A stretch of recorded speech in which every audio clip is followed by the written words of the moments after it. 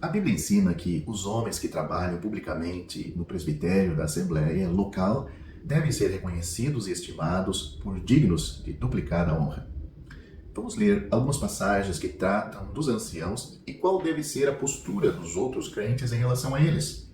Note: agora lhes pedimos, irmãos, que tenham consideração para com os que se esforçam no trabalho entre vocês, que os lideram no Senhor e os aconselham. Tenham-nos na mais alta estima, com amor, por causa do trabalho deles. Vivam em paz uns com os outros. 1 Tessalonicenses capítulo 5, versículos 12 e 13.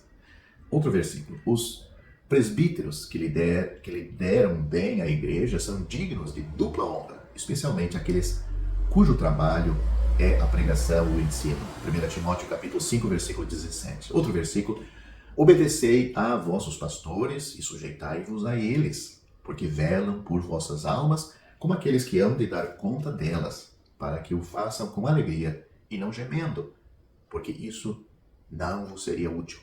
Hebreus capítulo 13, versículo 17. Vamos ler outro versículo. Aos presbíteros que estão entre vós, apacentai o rebanho de Deus que está entre vós, tendo cuidado deles, ou tendo cuidado dele, do rebanho, não por força, mas voluntariamente, nem por torpe ganância, mas de ânimo pronto, nem como tendo domínio sobre a herança de Deus, mas servindo de exemplo ao rebanho. E quando aparecer o sumo ou supremo pastor, alcançareis a incorruptível coroa de glória. 1 Pedro capítulo 5, versículos 1 ao 4. E mais um versículo: olhai por vós, ou seja, olhai por vós, anciãos, e por todo o rebanho sobre o qual o Espírito Santo vos constituiu bispos, para apacentardes a igreja de Deus, que ele resgatou com seu próprio sangue. Atos capítulo 20, versículo 28. A versão Almeida, a versão da Bíblia Almeida atualizada, é enganosa ao traduzir este versículo que acabei de citar, Atos capítulo 20, versículo 28, pois ela diz: atentai por vós mesmos e por todo o rebanho sobre o qual o Espírito Santo vos constituiu bispos. Em vez de dizer sobre o qual, a tradução mais precisa desta passagem deve ser no qual, ou entre os quais. Isto tem toda a diferença.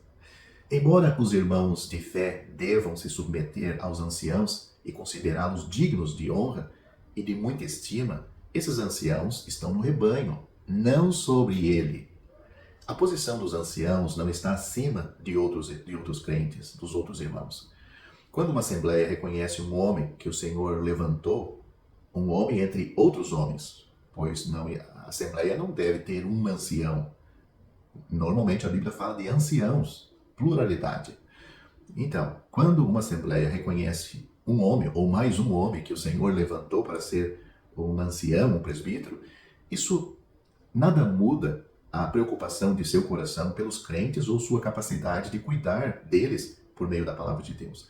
No entanto, dá a esse ancião agora a responsabilidade adicional de se reunir com os anciãos, os outros, que já existiam quando eles se reúnem. Algo que temos descrito em Atos capítulo 20, versículos 17 e 18. Publicamente, eles se juntam a outros anciãos e compartilham com eles a responsabilidade pela saúde espiritual de cada ovelha. Algo que temos em Hebreus capítulo 13, versículo 17. O Senhor deu uma lição espiritual para todos os crentes, e principalmente para aqueles que estão na frente do rebanho, ao literalmente lavar os pés dos seus discípulos em João capítulo 13, versículos 7 e 12. Você pode ler os primeiros versículos onde descreve esse incidente, essa ocorrência, mas note principalmente os versículos 7 e 12.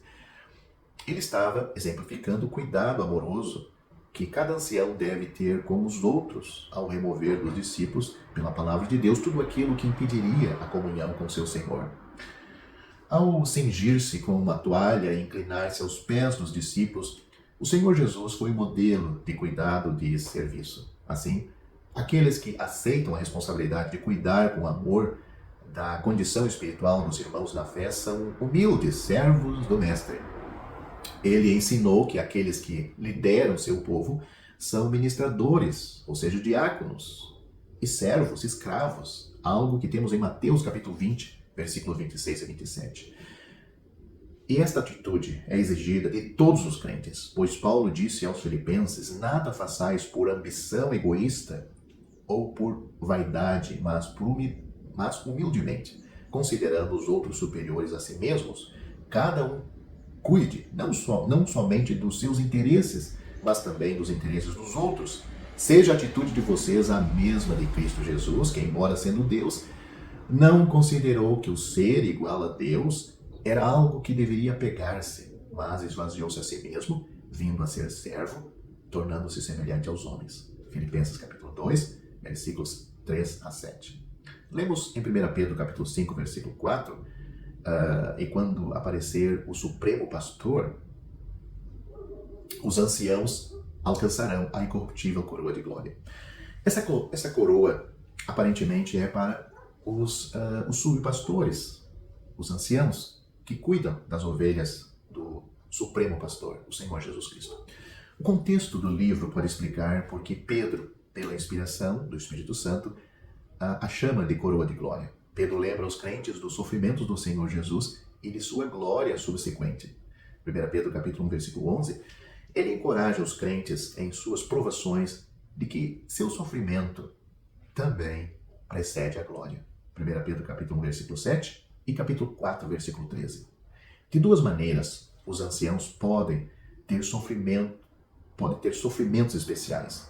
Quando os inimigos perseguem os crentes, os líderes são alvos especiais. Além disso, o fardo de cuidar do rebanho muitas vezes lhes causa muita dor e sofrimento na alma.